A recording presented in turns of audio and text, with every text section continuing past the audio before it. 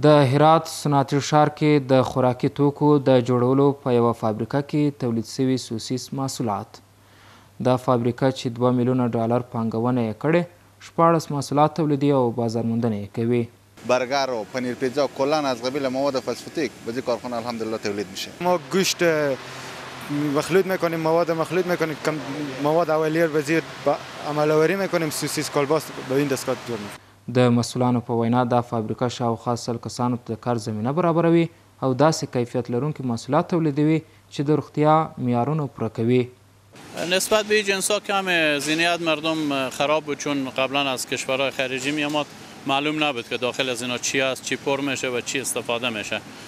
فعلا ما داخل از اینا از گوشت تازه گوساله، گوشت مرغ و آرد خیلی خوب دیگه ادویه‌های داخلی وطنی خود ما د دې فابریکې یو شمېر کارکوونکي د اسلامي امارت لخوا په هیواد کې د پانګونې د فرصتونو برابرول په هیواد کې د صنعت د ودې په لور یو ګام ګڼي. استخوان‌های اینا بدر میکنیم، آشغال ماشغال را هم تمیز میکنیم، بعد از اون اینا بسته‌بندی میشه میره به صدخونه. دقت باید سربندای اینا باید منظم کلیفت بزنیم که اینا پاره نشه.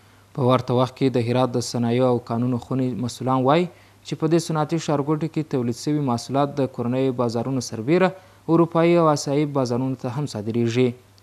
بیش از 1000 کارخانه در شهر صنعتی هرات در حوزه‌های مختلف و در سکتورهای مختلف تولید می‌کنند که محصولات از او در بازار افغانستان به فروش میرسه و قسمتی از محصولات همونطور که پیشتر گفتم به خارج از کشور صادر میشه. خو ویل کېږي چې د هرات په صنعتي ښارګوټي کې د خوړو، اوسپنیزو، پلاستیکو، کارتبورډ او نورو برخو کې له 1000 څخه زیاتې تولیدي فابریکې فعالیت کوي.